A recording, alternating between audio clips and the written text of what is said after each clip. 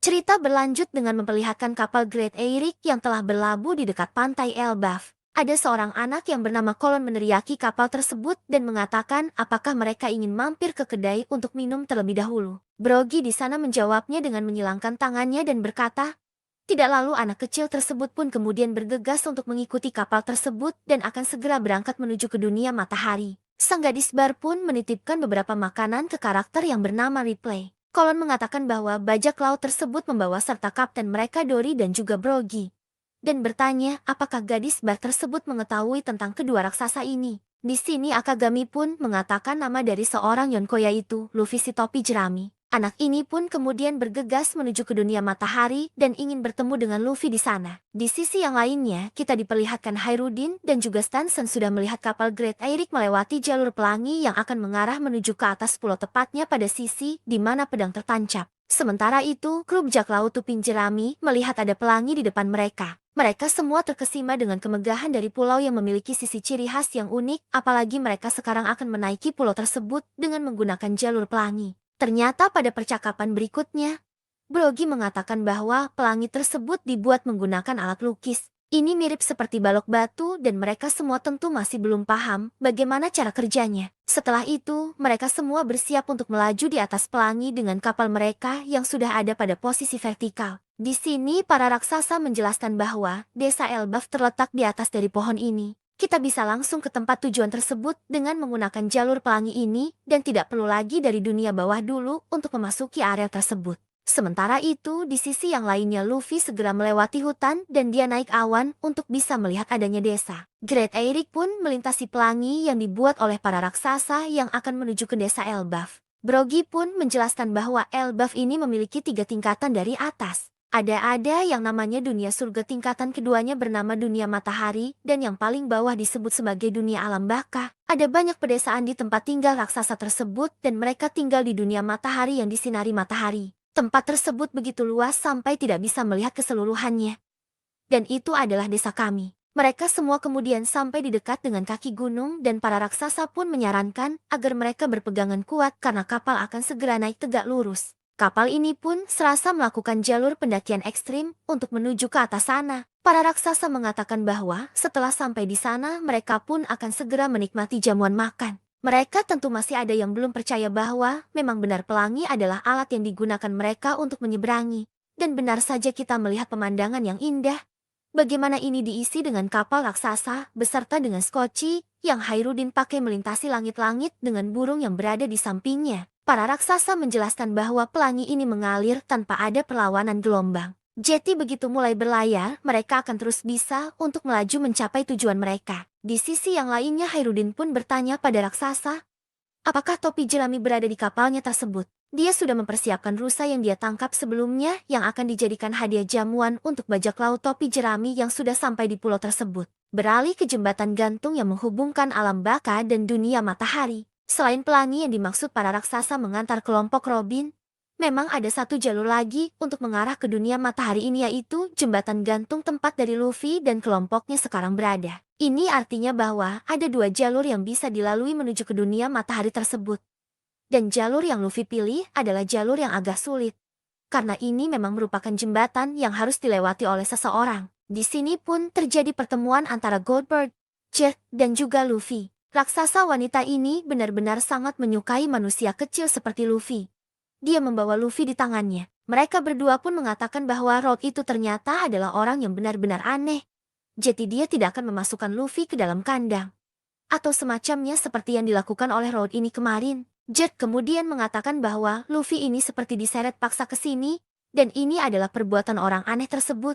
Yang dimaksud adalah Road yang membawa mereka semua ke sini. Luffy pun menjawab maksudmu orang dengan berkepala tengkorak itu. Goldberg menanyakan Luffy bahwa sepertinya dia melompat keluar dari alam baka. Di sini Luffy punya wajah yang benar-benar panik. Mengingat tentang semuanya dengan Loki dan juga janji dari mereka berdua, namun Loki menekankan definisi untuk jangan memberitahu orang lain akan hal tersebut. Beruntungnya Luffy tidak keceplosan dan benar-benar menutupi tentang janji dari mereka berdua kepada para 2 raksasa ini. Di samping itu, kelompok dari Luffy yang lainnya sudah tiba di dunia matahari. Mereka di sini berada di sebuah hutan yang dimana mereka kembali diikuti oleh Road yang ingin menangkap mereka. Zoro dan juga Sanji pun menyiapkan jebakan untuk raksasa tersebut dengan menumbangkan satu pohon besar yang berada di tempat itu dan kepala dari Road langsung terkena pohon besar tersebut.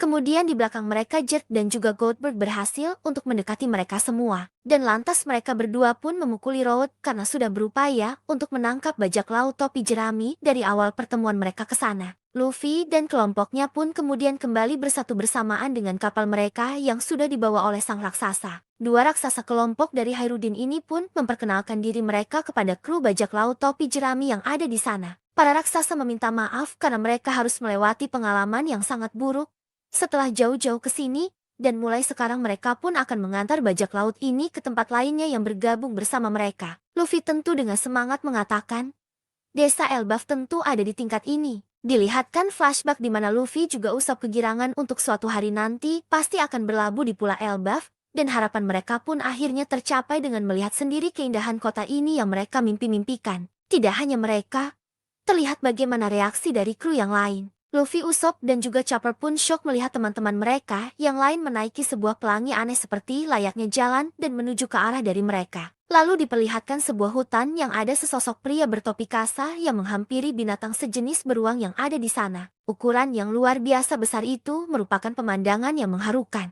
Siapa yang bisa mengungkapkan pemandangan ini ke dalam kata-kata? Ini adalah kerajaan Worland yang berlokasi di Pulau Elbaf yang juga biasa disebut sebagai kerajaannya para raksasa. Rumput dan pemohonan tumbuhan menjalar, bunga, serangga, ikan, burung, semua hewan berkumpul di sini dan sangat sungguh mempesona. Para petualang jangan sesali waktu yang sudah lewat.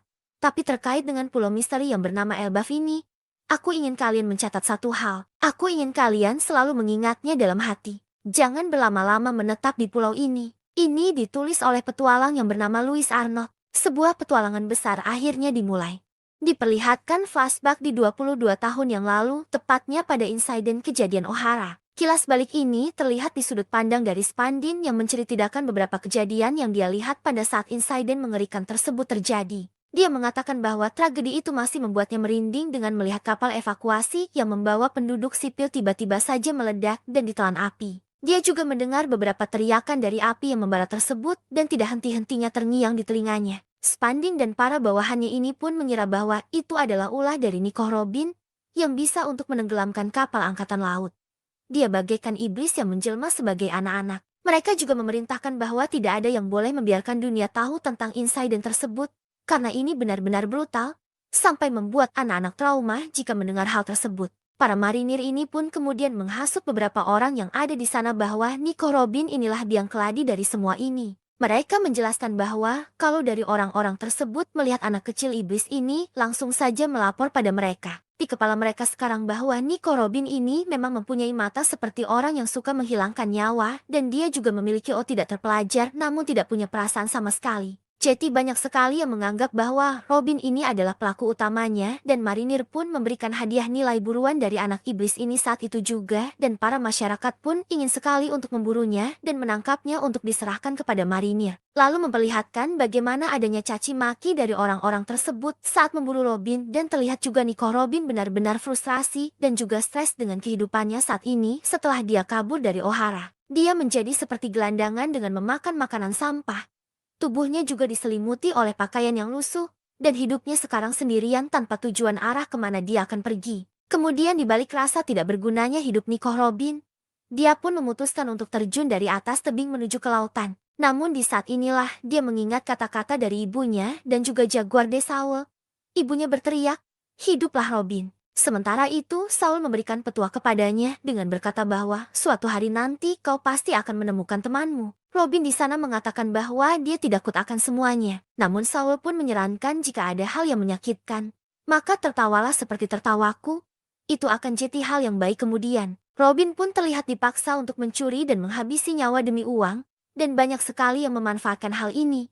Penampilan bocahnya untuk hal-hal kriminal. Namun dia terus saja berlari menghindarinya sembari dia tertawa seperti ucapan dari Jaguar de Saul. Beralih ke masa sekarang di dunia baru tepatnya di Elbaf. Kru bajak laut topi jerami sekarang tiba di dermaga, tepatnya di desa barat Elbaf. Banyak dari mereka bingung bahwa di dermaga ini ada lautan awan. Mereka kali ini bergegas ke perpustakaan Elbaf. Cara mereka menuju ke sana adalah menaiki sebuah kapal yang bernama Slar, atau yang bisa disebut sebagai kapal kabut. Kapal ini menggunakan daya apung dari Pulau Awan, oleh sebab itulah dayungnya bisa berfungsi untuk mengolah udara menjadi energi gerak. Lilith menjelaskan di sana bahwa iklim di sekitar pulau ini benar-benar sempurna. Jeti Pulau Awan, Lautan Awan, Gelembung Pelangi, dan juga harbor, semua teknologi ini bisa berdampingan bersama. Di dalam perjalanannya ini pun terdapat beberapa percakapan di antaranya Nami yang mengomentari gaya rambut dari Robin. Sementara itu, Luffy kembali bertemu dengan aliansinya di Dressrosa yaitu Hairudin. Para raksasa ini berkata, "Aku dengar berita tentangmu. Jeti, kau sekarang adalah seorang Yonko. Itu adalah bos kami. Aku kenalkan mereka padamu nanti ya. Tetapi kami berempat ini memang adalah bajak laut prajurit raksasa baru yang otomatis menjadi bawahanmu." Luffy kemudian menjawabnya, "Sudah kubilang aku tidak butuh bawahan." Para raksasa pun menceritakan bahwa saat berita kekalahan dari Big Mom di Wano tersebar, orang-orang di sini tidak tahu banyak soal dunia luar, jadi mereka sangat bergembira mendengar berita tersebut. Jet pun mengatakan bahwa dia dan juga Lin Lin adalah teman. Tetapi dia melakukan sesuatu yang tidak dimaafkan para penduduk Elbaf dulu. Dan pada akhirnya mereka di sana bersulang dan saatnya untuk melakukan pesta menyambut kedatangan dari bajak laut topi jerami sambil minum-minum di kedai. Tempat yang mereka tuju saat ini tentu saja adalah perpustakaan tempat dari Saul berada. Namun Robin meminta izin untuk pergi sendiri menemui Saul.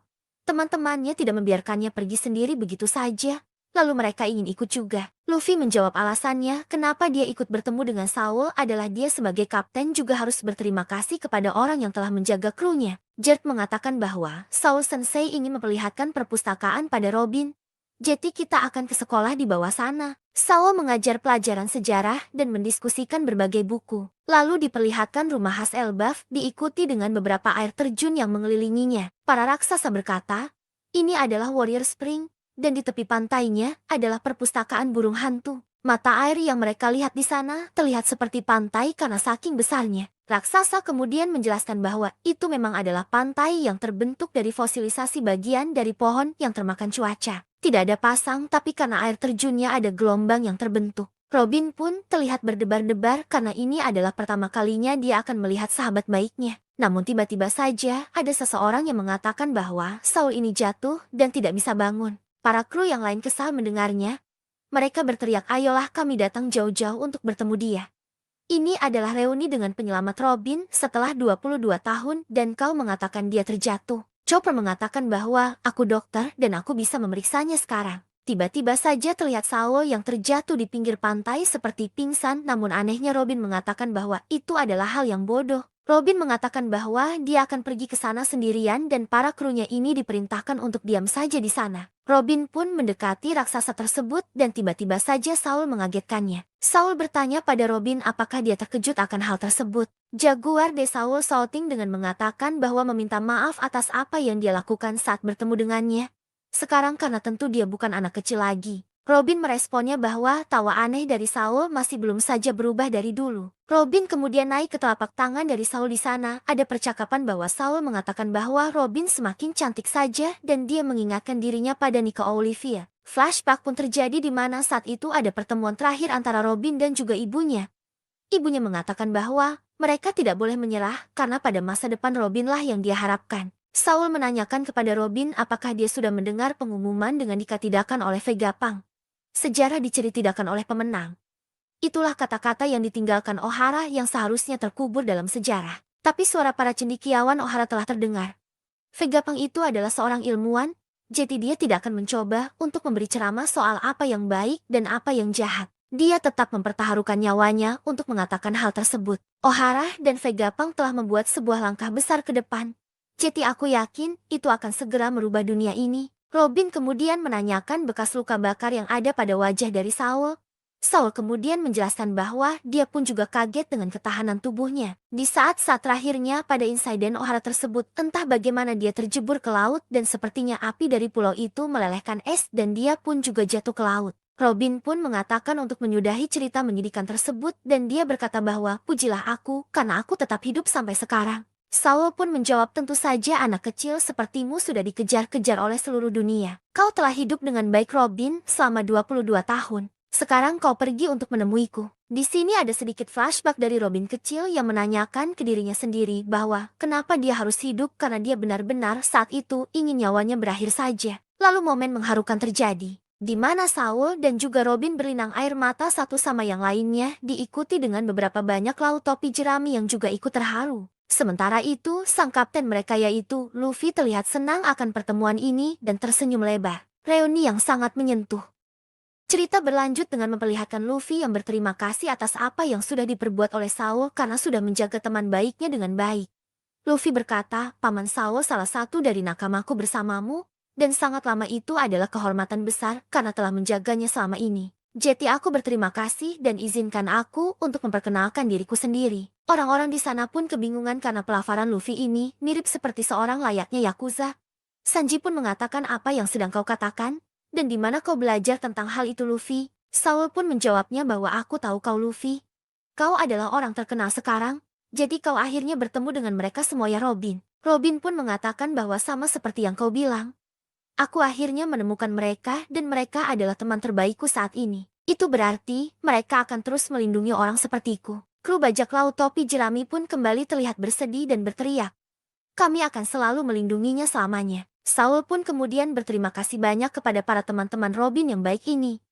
Dia akan segera mengajaknya berjalan-jalan di sepanjang pulau Elbaf ini. Kemudian di sana juga ada asisten dari Saul sendiri yang bernama Angin. Dia sudah berlatih untuk membuat skenario di mana dia berpura-pura untuk jatuh dan pada akhirnya Robin tentu saja mengenali bahwa dia hanya akting belaka. Saul menjelaskan bahwa dia juga pernah menjadi prajurit marinir di mana dia tentu tahu betul bagaimana kekuatan dari seorang Yonko. Saul sekali lagi berterima kasih kepada Luffy yang telah melindungi Robin. Kemudian di sisi yang lainnya, Lilith memperkenalkan dirinya sebagai Vegapunk di depan dari Saul, yang di mana dia mendekatkan dirinya untuk terbang menuju ke arah dari wajah dari Saul. Di sini pun, sebelumnya Lilith mencoba untuk membawa peti besar berisi dengan stiker Vegapunk yang di bawahnya menuju ke perpustakaan. Dia dibantu oleh Jinbe dan juga Jer. Jinbe mengatakan bahwa ini adalah peti yang dibawanya keluar dari Egghead. Lantas Lilith pun kemudian menjelaskan di sini bahwa isi dari peti tersebut adalah kloningan Vegapunk. Ini adalah replika lengkap dari model Pak tua tersebut namun berbeda spesifikasi dari sebuah satelit. Jadi ini adalah bentukan dia pada saat dia datang ke sini 20 tahun yang lalu. Pemerintah akan curiga tentunya jika Stella tak ada di laboratorium selama berbulan-bulan.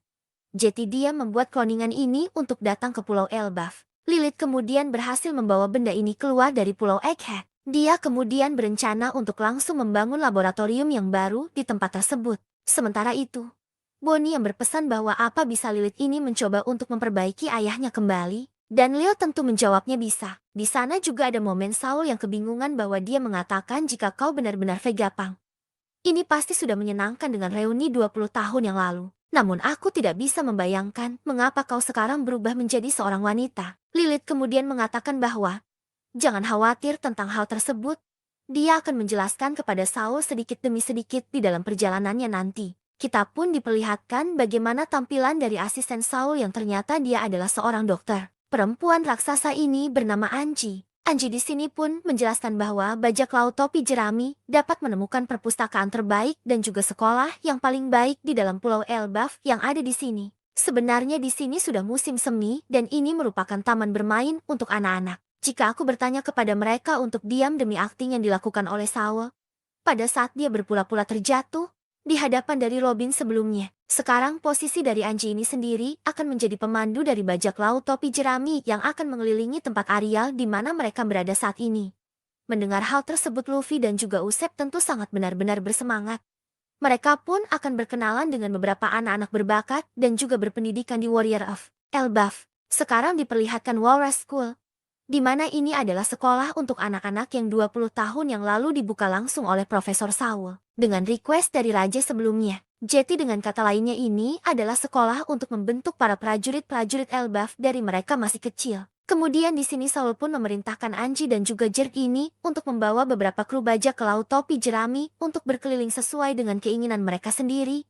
Saul sendiri akan menunjukkan perpustakaan burung hantu kepada Nico Robin. Di sini pun kru bajak laut topi jerami terpecah menjadi dua kelompok, di mana kelompok yang masuk menuju ke perpustakaan adalah Chopper, Nami, Brook, Sanji, Jinbe, dan juga Franky. Chopper ingin tahu apakah perpustakaan tersebut juga terdapat buku-buku yang super besar. Kemudian Frankie juga penasaran dengan pohon besar yang berada di pulau ini. Di sisi yang lainnya, kelompok Luffy, Zoro, dan juga Usopp memasuki sebuah sekolah anak-anak di Abab bersama dengan Jack, dan juga kelompok ini pun terlihat dikejar-kejar oleh beberapa anak-anak yang nakal di sekolah tersebut. Mereka ingin menangkap manusia kecil yang berada di depan mereka. Namun kemudian mereka dihentikan oleh 3 anak imut raksasa yang mengatakan bahwa jangan mengejar manusia kecil di sekitar sini. Anak nakal yang mengejar Luffy dan kawan-kawannya tersebut pun langsung berhenti mengejar. 3 anak ini berkata bahwa jangan mengatakan bahwa manusia itu lemah. Jadi sekolah ini sangat berbeda terkait dengan ideologi mereka bahwasanya para raksasa menyebut manusia itu adalah makhluk yang lemah. Namun di sini ditekankan bahwa ras manusia juga sama seperti mereka. Di sini tentu saja Usopp kebingungan karena banyak sekali raksasa menyebut bahwa manusia ini adalah makhluk yang lemah. Suatu hari nanti mereka semua akan berlayar ke lautan dan menemukan beberapa manusia kurang ngajar yang akan melawan mereka nanti. Mendengar Usopp mengatakan bertarung, mereka semua pun memarahi Usopp. Mereka di sana bilang bahwa mereka tidak mau bertarung. Itu terlalu berbahaya. Pertarungan bukanlah sebuah tren yang harus dikatakan dan juga dibanggakan. Usopp kemudian bingung. Tren apa yang dimaksud oleh para raksasa ini yang berhubungan dengan pertarungan? Anak-anak raksasa itu pun juga berkata bahwa kalian semuanya sebaiknya menjauh dari sana. Kalian akan dimarahi oleh seseorang. Kru bajak laut topi jerami makin kebingungan dan ternyata mereka semua duduk dan berdiri di atas tubuh dari seorang raksasa. Dia bernama Ripley. Dia adalah guru biologi di sekolah Walrus ini. Para kru meminta maaf karena sudah tidak sengaja menginjak tubuhnya. Raksasa wanita ini berkata, kalian tentu tidak terlalu berat. Dia pun menjelaskan bahwa 100 tahun yang lalu sejak perang besar-besaran dari prajurit Elbaf yang ingin menguasai dunia, dunia diisi dengan kekerasan, penyerahan, perang, dan juga berbagai macam hal yang sama. Namun di era sekarang itu tidak akan ada lagi. Ripley menjelaskan bahwa anak-anak raksasa di Akademi Walrus lebih sopan dan damai dibandingkan dengan anak-anak lainnya di negeri Elbaf ini. Karena sekolah mengikuti keinginan mendiang dari Raja Harald. Raja Harald ingin Elbaf menjadi negara damai yang melakukan perdagangan dan negosiasi, bukanlah perang. Jadi itulah sebabnya dia tidak akur dengan para tetua desa Elbaf. Setelah Raja Harald dihabisi nyawanya oleh anaknya sendiri, Elbaf kemudian tidak memiliki raja. Ripley juga bilang dia berasal dari generasi prajurit terakhir. Jadi dia akan sangat senang melihat wujud putih dari Gear 5 Luffy. Dia pun juga mengatakan bahwa di dalam mitologi Elbaf pernah ada seorang pejuang yang berpenampilan yang sangat mirip seperti wujud putih dari Luffy. Luffy kemudian berkata itu adalah bentuk kebebasan yang dia miliki. Sekarang beralih menuju ke perpustakaan di mana kelompok Robin dan kawan-kawannya sudah masuk ke sana. Jadi sebelum masuk, Sao menjelaskan ke Robin apa yang terjadi dengan buku-buku Ohara dan mengapa dia berhasil mendapatkannya kembali. Sao menjelaskan saat dia tiba di Elbaf setelah apa yang terjadi dengan Ohara. Dia tidak bisa melupakan catatan tersebut. Itulah mengapa para cendekiawan Ohara mengorbankan nyawanya. Jadi dia memutuskan meminta bantuan dari Hairudin dan kelompoknya. Dan dia pun kembali ke Ohara sekali lagi. Ketika dia melihat buku-buku kecil itu utuh, dia pun tidak bisa menahan tangisnya. Sementara itu, buku yang dibawa oleh Rabens ketika berubah menjadi sangat besar. Dan kita pun diperlihatkan tampilan dari perpustakaan burung hantu tersebut yang berisi dengan akar dan cabang pohon. Kemudian di atasnya terdapat seekor burung hantu yang sangat besar. Semua buku dan literatur yang ada di sana adalah buku yang dilindungi oleh Ohara 22 tahun yang lalu. Saul mencoba mencari dan menjaga buku ini sampai tidak ada satu buku yang miss dari kelompok mereka. Jadi Saul membawa mereka semua kembali ke rumah mereka sendiri.